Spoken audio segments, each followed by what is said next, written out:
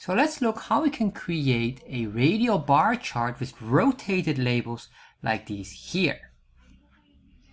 So let's start to look how we can create the radial bar chart with rotating labels in chart.js. So the first thing what we want to do then here is to get this radial bar chart. You can follow this video here. This explains it all. So just take that one to start with. So then what we're going to do is we're going to scroll down here, and what we need to do here is we're going to say a comma, I'm going to say a plugins, and we need to create our own custom plugin, which I will call the circular label plugin. So you can do it like that. Then what we're going to say here is /this plugin block, and we're going to say a constant this equal, and I'm going to say here the ID name, and the ID name will be circular label, and I'm going to say here after we draw the data sets, we want to draw the labels on top. So we say after data sets, draw colon / parentheses twice, and I'm going to say here we have here the chart, we have here the arguments, and we have here the plugins, and I'm going to put in here a function error expression. There we are. So now we have this. What I want to do here is, first of all, we need to have the CTX, because I want to draw in the canvas. So I'm going to say a constant, and we're going to do here is an object destructuring. If you don't understand object destructuring, there's a video understanding chartjs object destructuring in the description box. So if I have this save, refresh, there we are, and of course nothing happens yet. So this is a bit of a tricky item. So what we're going to do is we have to do some preparations, because what do we need is basically figuring out the center of this bar here to calculate this exact center. So that's what we need to know. So once we have the text, it will be centered and then gradually rotated accordingly for every character. Next, what we need to do is we need to make sure that we have a distinguishing of this bar or data set and this data set here.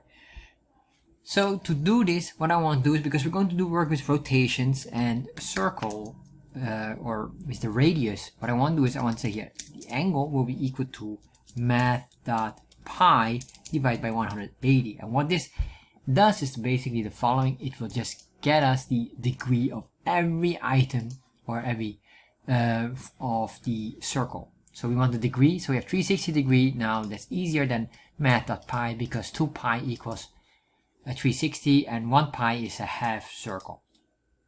Now we have this. The next thing, what I want to do is I want to give the fonts, I want to give it a font. So we're going to say here ctx.font. I'm going to say here, we want to make the font bold. So the label will be bold. Give it 12 pixels, which is the default. And I'm going to say sans serif, because that is the font family name of chartjs by default. So once we have this, what I want to do now is start to work on drawing basically the item. So what we need to do here is the following. We're going to say here, let me think, what we have to do here is probably we have to get as well the data. So that's what I want to do then. So we're going to say here ctx, comma, and let's get the data as well. Those two will be very useful later on. What I want to do first here is to say console.log, and then I'm going to say here chart dot. And what we're going to do is we're going to use a built-in functionality to measure the difference of, or to measure the center of this. To do this, we have a built-in functionality. We're going to say chart dot get data set meta index number. Let's see, index number is 0. That is fine. If I save this, refresh, open up developer tab, you can see here we get the information, and we can see here the index number, and we get here, if you look very carefully in the arc, open up this, you can see here we get here the x and y coordinates. This is important, but also what we have is the inner radius, which is 262 pixels, and the outer radius, that is 349, so 350. So what is that exactly? Well, we're calculating, first of all, the x and y coordinates are here in the center. So we can start with that one. Let's do that one here. First, I'm going to say here data index 0.x, alright. But then what I want to do is just to give you a visual. to show you exactly. So what I'm going to say here is ctx.fill rectangle. I'm going to make a simple rectangle. We're going to remove them later on.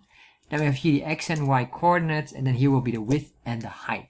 So if I'm going to make a cube of 10 pixels here, 10 pixels here, and then I want to have the x and y coordinates. These x and y coordinates will be the exact center. So if I say a constant x core equals this, but also I want to copy this and say here for the y core equals the y, put this in here and put the y in here, y core, we can just type it, save, and then refresh. You can see we have this in the center. It is in the center, but it starts from the center going to the right. So we can fine tune that, but that is not important. We're not drawing squares. What we want to do is we want to go put it up here, getting the exact information here. So how do we do this then? Well, what we need to do here is what I showed you with the console log. Let's grab again this, say console log, save, refresh, open up developer tab. We should see here again the arc element, and you can see here the outer radius and the inner radius. So I'm going to grab those as well. So I say here dot inner radius, and we have another one. We say dot outer radius, and I'm going to say here constant inner radius. I'll just make it simple like that, so we have a shorthand for that. Equals that, and then we have also another one will be the outer radius.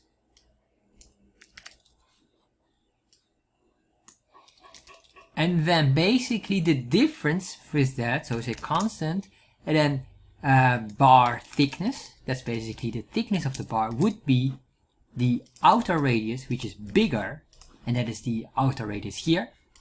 It's bigger compared to the inner radius, and then we have here the difference of it. Oh, alright, sorry, my bad. I pressed a button there. I want to save this, and for some reason it just popped up anything. Anyway, console log, and let me just show you now the bar thickness. If I save that, refresh, here, console log, let's see, 87 pixels approximately. Alright, so that will be the bar thickness. So what I want to do, you can see if I put this in here, we probably will have a other position of our item. Oh, not even. Did it work? No. Anyway, doesn't matter. Not important. That's the starting point. Of course, that's a canvas calculation. It calculates how many pixels it needs to go down. That will be X amount. But basically, so that is useless for us to use. What I want to do is I want to go here up. I need to know basically this part here. So how do I know this? Well, what I have to do here is, let me double check. So what we need to do here basically is calculate the center of the bar. We have now the width of the bar. We have to divide this by 2, and then later on we can play around with it. This is a bit tricky one even for me. So what I'm going to do here is a constant bar center. That will be basically the thickness of the bar, I guess, divided by 2. Once we have this, we should have now the exact center. That would be 40 plus or something like that, if I'm not mistaken. So let's see if we can put it up, because basically we started here. So this is the center. So if I want to go up, I need to do here a negative of this. So that was the reason why it just didn't work. Just so if I do this negative that, we are going to push this up. As you can see here, exactly at the side here. If I do inner, there we are. But now what I want to do is we have the thickness of that. So what we could do here is the inner, and then minus, or maybe the outer, minus, if I'm not mistaken, or plus. Well, let's see. Bar center, plus bar center. Let's see what will happen. Save, refresh. Alright, I think we have to deduct that one. There we are. So as you can see here, why it went up here. If it's plus, it goes up here, but I need to deduct that. And the reason why is, if we're going to deduct this in the Y core, it starts here in the center. So how many pixels you need to go up? We cannot go up to the very top, or else it will be outside of it. And that was the issue here. So if we do plus, that will work. But if you do inner, you probably have to plus that one.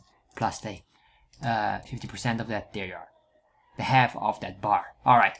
I know it's tricky. It's even tricky for me. So now we have this logic here. So what I want to do now is we want to create a item here.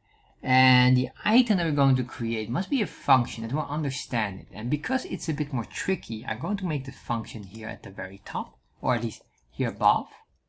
Because later on, this here is now only one time, but we need to loop that later on twice. Or basically for every data set. We could even make that data set loop right now, I guess. So we can say here, we have this data, the data object here. So what I'm going to say here is data sets, and I would say dot for each. And what I want to do here is for every data set, comma, index, and then a function arrow expression, and everything else in here can be pasted between there. And the reason why is we want to loop that for every data set. Save that. Let's do a semicolon here to keep this clean. Refresh. Alright, so right now it's just only on this one here, but if I copy this, and remember this here indicates our data set, and this here will make sure that this gets the, oh, not the data set, but the index. So then we index 0 or index 1. Save that, refresh, there we are. So now we have two items here. So that's a good point here. So this is first part that works. Of course, this is just a shape that will not rotate or do anything. What we need to do now is have text that starts to do a rotation structure for that. For this, we need to build a quite complicated function. Let's call this function our ctx.fill text circle equal, and that is a function. And this function will be, will have a few parameters here. Basically, we have a unnameless function here. So we have here the parameter of the text. We have here the y and the x coordinates. We have also the radius because we want to move the text. However, we're not only moving the text, we're moving every character of the text into a rotated form. And then we're going to say comma start rotation. Rotation. Alright, so that's, I think this should be spelled correctly. There we are. Alright, so now we have this. Now comes a bit more of the tricky part. So what we're going to do is we need to say here ctx.save. We want to save all the variables, and this is very important for our rotation, trans, and translate. And then what I want to say here, or basically we could even refer to as this, because we're in this object here. So we say this here, and then this translate. And the translate will be x and y, which is these numbers, which will be later inserted here. Basically, x and y are just the numbers here, the coordinates. So once we have this here, if I save this, of course, nothing happens yet. What we want to do here is this dot rotate, and the rotate will be the rotation starting. So we have to just later on check what is exactly our starting rotation. So maybe we can start to work on that one in here. So we have all of this here, we have this fill, and what we can do here is we have the rectangle. What we have to use now, this item. I'm going to grab this, we created our new item here. Now I'll just leave this in here for now, and then we're going to say here what we want to grab. Well, guess what, we want to have the text, this, let's grab all of this here. We'll make sure that we have covered them one by one. So we have this here. This is the text. Where is the text? Well, we're going to go into the data object and want to extract this specific text here, black sales, red sales, whatever the sales information is or the label is of that specific data set. So how do we do this? Well, we have the object here. So all we're going to say here, data dot, or we can even do it even easier because we are in the data set. Remember this one for each. So we can say a data set dot label. That will instantly grab the label. That's number one. The next one is the x and y coordinates, which is this one here. I guess we can take this one here for now, put that in there. I'm not sure if we will need this, by the way. So this was just more as a demo purpose, so we just comment this out for now. So then we have here the radius. And what is the radius we need to calculate? Well, the radius is basically the center point all the way to the center here. That was basically what we're trying to do here. That's the bar center. That's the bar center plus thickness divided by 2. I guess we could even simplify that one, but I'll leave it for now. So that's the radius. Now you have the starting rotation. So what is the starting rotation? I'm going to control the rotation. If you understand how rotation works, this is 0 or 360, this is 90, this is 180 degrees, and this is 270. And what I want to do here is using the 90 degrees, and that's why, to make it very easy, we have the angle here. This is the reason why we prepared this in advance for the rotation. They say our starting rotation will be angle, and then multiply by 90. So now we have this here, and then we have that shown in here. If I save this, I have no idea what will be the response. Okay, you can see here it does all kind of things. Don't worry about that because we have to restore and do a few items. So let's do this. Let's say this restore. This is very important. These 3 of these 4 here right now, because of the rotation, the save and the translate and the rotation, these all 4 are very important, or else we will get this. What you just saw, that weird flickering effect, is because I forgot the restore. Once you have the restore, it doesn't have a flickering effect. Very important. All these together are part of it. So now what we have to do is we have our starting rotation. So that would mean the text should start here. Although I don't see any text here, so I think we can start to put in any kind of text here. So what I'm going to say here for now, add text, say here this dot fill text, and the fill text could be our text here. And then we're going to say here the position, and the position is the x and y coordinates, but we can use the x and y. This will be based on the rotation, because what we want to do is every character. However, I'll just put it in like this now. So we should have something, or maybe not yet. Let's put this back on 0, because the rotation is already affecting us. And then we're going to see here, and then if I save this, let's do it again. There we are. Alright, so now we have that one, and probably because the radius we have here, this radius here, we probably need to negative it because of the word translate. Alright, so it starts to do something here. It's confusing, just follow along. So now we have this here. What I want to do here is not, because this is the issue, we have now only one text starting here, that is correct, but we want to have every single character being rotated. So what we're going to do here is we're going to make this a for loop. I'm going to say here for, I'm going to say here let I equals 0, and basically we're going to make an array out of this value, so they can grab only a single character at a time. So we're going to say here I equals value of this one, then we're going to loop this as long as text dot length, so we're going to get the length of the text, then I increment.